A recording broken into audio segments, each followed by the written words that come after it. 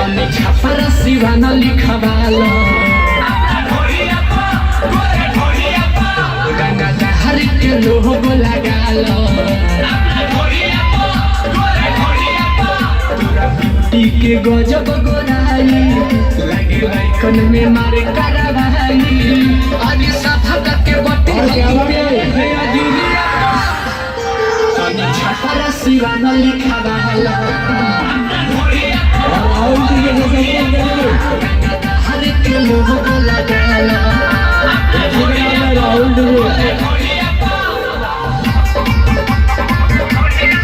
Mixed by Sakshi Recording Studio.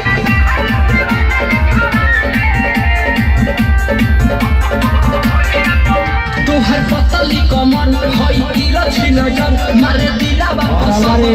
छोटर कारी के सिया के धार लगातार परिवार जन मन करे काटली ओठारे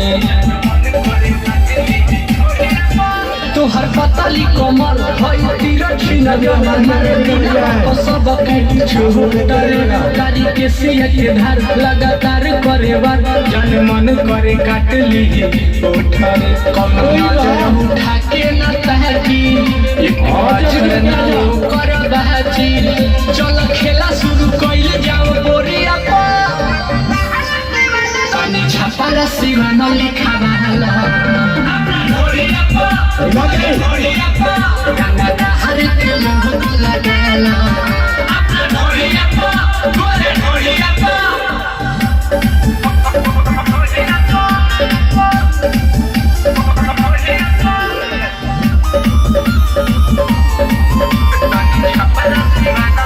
Music by Nanda. हई जिहिला जवार सब फैल हमार हई के हम मशहूर एके आशी कभी से कहा देखी के फेस कटे छोड़ी के जइहे ना दूर रे ए जान सुना हई जिहिला जवार सब फैल हमार हई के हम मशहूर रे एके आशी कभी से कहा देखी के फेस कटे छोड़ी के जइहे ना दूर रे तनी रितेश के दिल में बसालो अपना सीना से सीना सटालो तारा फिदा बानी सोवा के उमिरिया पा तनी छापरा सिवान लिखवालो गंगा दहर के लोगो लगालो Mixed by